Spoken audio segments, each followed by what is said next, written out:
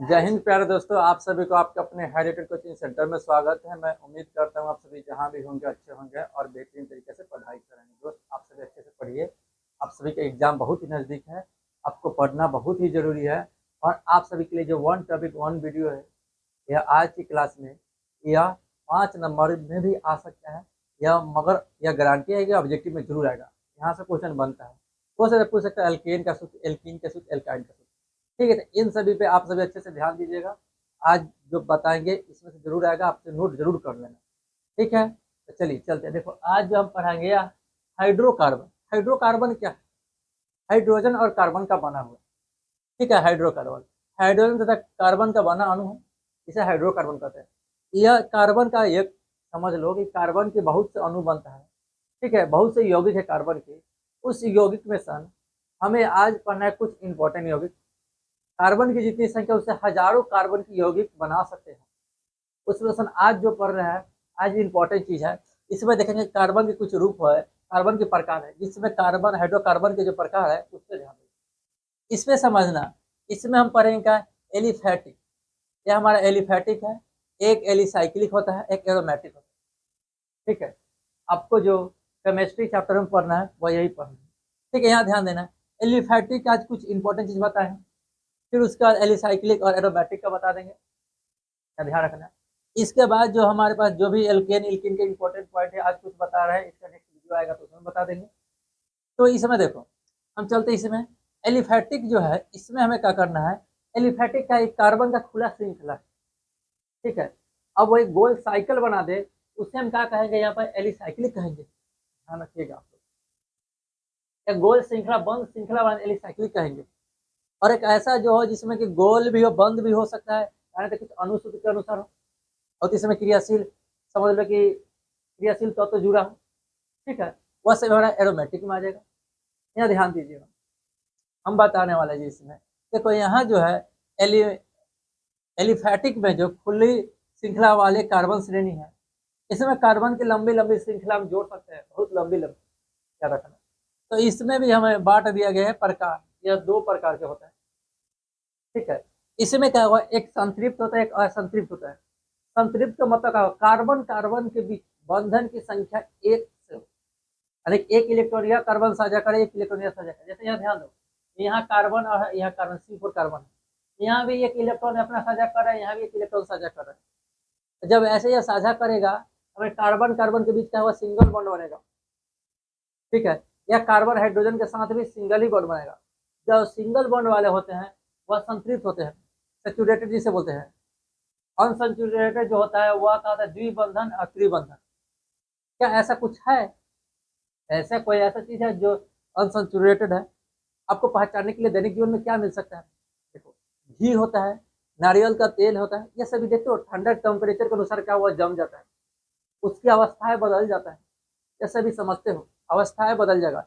यानी कि जो गर्मी होता है, गर्मी के दिन में, यानी कि समझ लो आपके घर में है, गर्मी के दिन में जब देखोगे तो उसमें क्या होगा?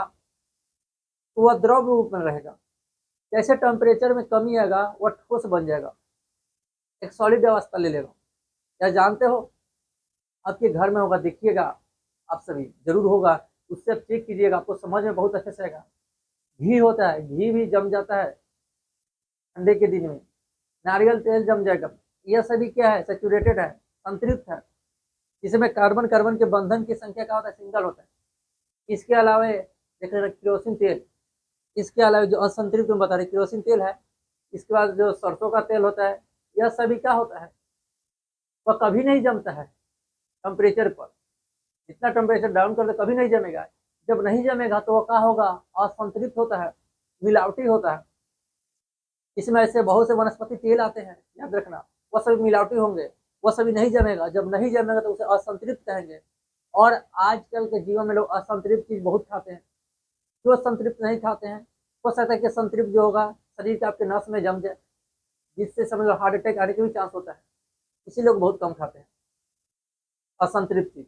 संतृप्त बहुत कम खाते हैं। जैसे डालडा होता है वह जम जाता है, उसे लोग बहुत खाना पसंद नहीं करते हैं। रिफाइन होता है, खाना पसंद करते हैं। वनस्पति तेल है, वह खाना पसंद करते हैं। क्यों? क्योंकि हमारे शरीर में जमे हैं, उसे आजकल स्वाद में भी लोग को अच्छा नहीं लगता है। ऐसा भी डिपेंड होता है। मगर ज़्यादा इंपॉर्टेंट, ज़्यादा अच्छा कौन सा चीज़ है? संतृप्त। इसमें हमारे पास क्या होगा?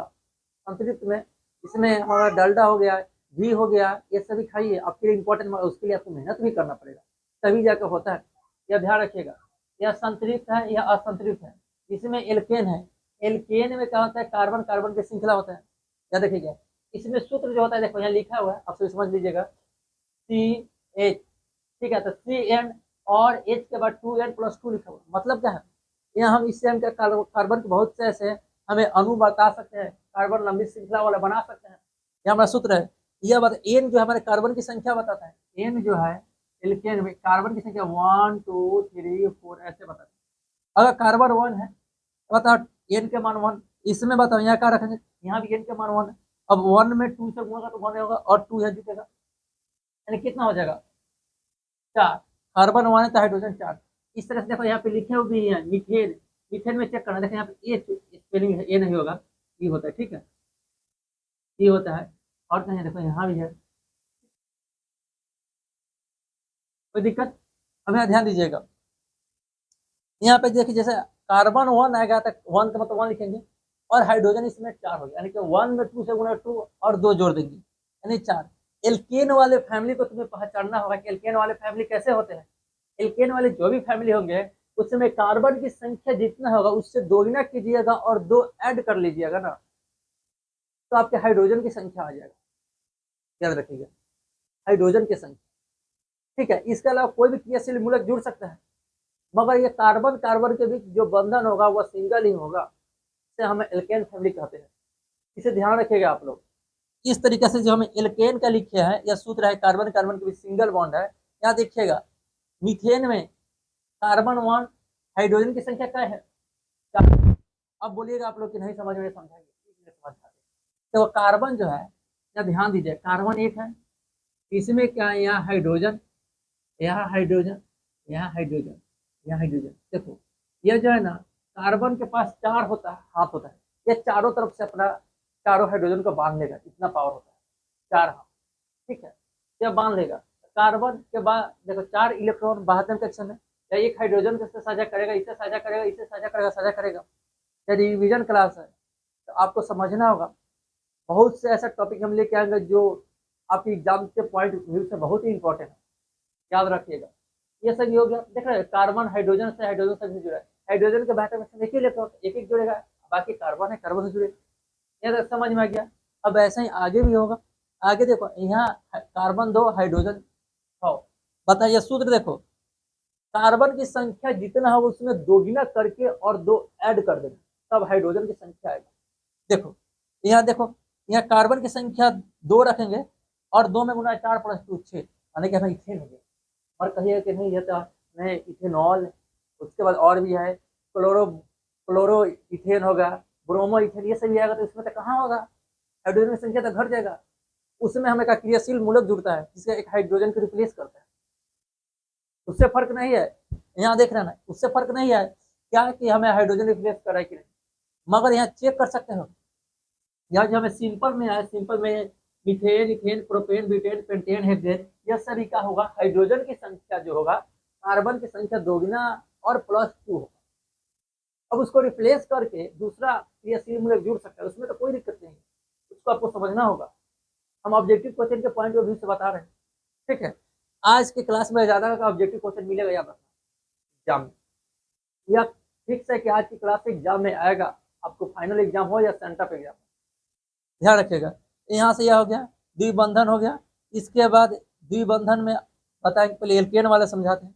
देखो इसमें इथेन हो गया, प्रोपेन में कार्बन 3 प्रोप बोलेंगे, कार्बन 4 बीट बोलेंगे, कार्बन 5 पेंट बोलेंगे, कार्बन 6 हेक्स बोलेंगे।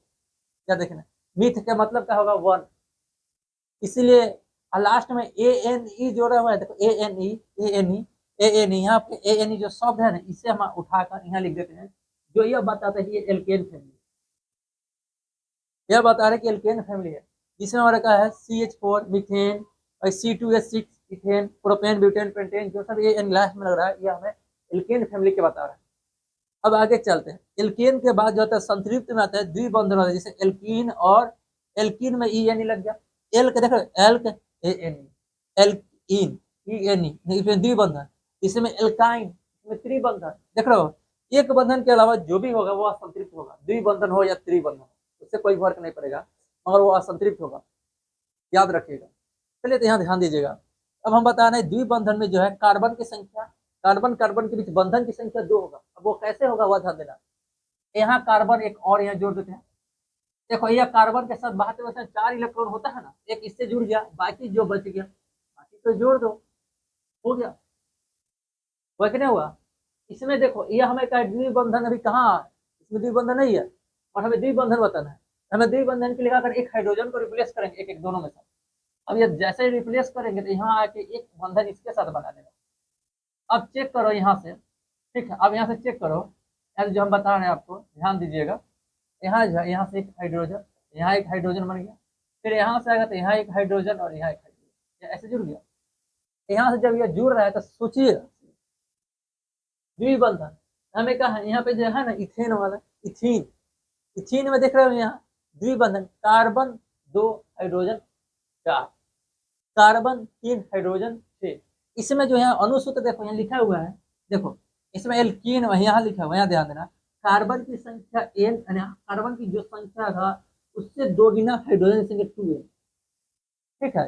1 रखेंगे तो कार्बन 1, बाकी 2 में 1 से 2 होगा, यानी 1 और 2। तो बताओ कभी यह नहीं होगा, यह ध्यान रखना है कि इसमें जो क्या है द्विबंधन में कार्बन कार्बन के बीच 2 बंधन, जब भी 2 कार्बन होगा तब ना, 1 से शुरू ही नहीं होगा, या मिथ से शुरू ही नहीं होगा। देखो यहाँ पे कहाँ लिखा है मिथ से, इत से लिखा है, यहाँ मिथ से लिखा है, कहाँ लिखा है इसमें, इसमें हमेशा जो होगा द्विबंधन होगा, त्रिबंधन होगा, हमेशा इत से ही शुरू होगा, यह ध्यान रखिएगा। देखो आपका मेहनत है, आप ही को समझना होगा, आपको मेहनत करना है, आपसे बेहतर आपके अलावा कोई नहीं जानता है बाबू। अपने आप को धोखा मत दीजिएगा, समझिएगा यह आपका रिजल्ट है, मगर आपका भरोसा आपके मम्मी पापा की है। भरोसा रखना अपने पेरेंट पर, पिताजी पर, बस सब इंतजार करें हमारे लड़के पढ़ के अच्छा रिजल्ट लाएंगे, और आपको पढ़ना होगा अच्छे से। नहीं पढ़ोगे तो फिर नंबर कैसे आएगा, अच्छा नंबर लाना है तो पढ़ना पड़ेगा, पढ़ना है। और बाकी हम यहाँ से मेहनत करेंगे आपके लिए जितना भी इम्पोर्टेंट होगा सभी क्लास लेके आएंगे। और भरोसा रखिएगा, पढ़िएगा, कि अपने आप से बेईमानी मत कीजिएगा। आपका एग्जाम है, आपको पढ़ना है, दूसरे कोई नहीं पढ़ेगा। भरोसा रख के अपने ध्यान से, अपने मन से, लगन से पढ़िए, मन लगा के पढ़िए, आपका नंबर बहुत ही अच्छा है, ठीक है। चलिए यहाँ ध्यान दीजिए, तो द्विबंधन त्रिबंधन, तो हमें द्विबंधन तक यहाँ चर्चा कर रहे हैं, बाकी हम त्रिबंधन के नेक्स्ट क्लास में लेके जरूर आएंगे। तो पहले यहाँ ध्यान दीजिएगा, अभी एल्केन में जो है यह देखो 2 carbon hydrogen 4, carbon 3 hydrogen 6, carbon 4 hydrogen, यानी 2 गुना हो जाएगा। हाइड्रोजन की संख्या पूछा तो 2 गुना होगा। अब यह हाइड्रोजन हटकर, हाइड्रोजन के अणु को एक हटाकर उसके जगह पर कोई क्रियाशील मूलक जुड़ जाएगा तो उसमें हाइड्रोजन की संख्या में कमी हो सकता है, याद रखिएगा, कभी भी डाउट में मत रहिएगा, पढ़ाई मन से कीजिएगा, याद रखिए, ठीक है।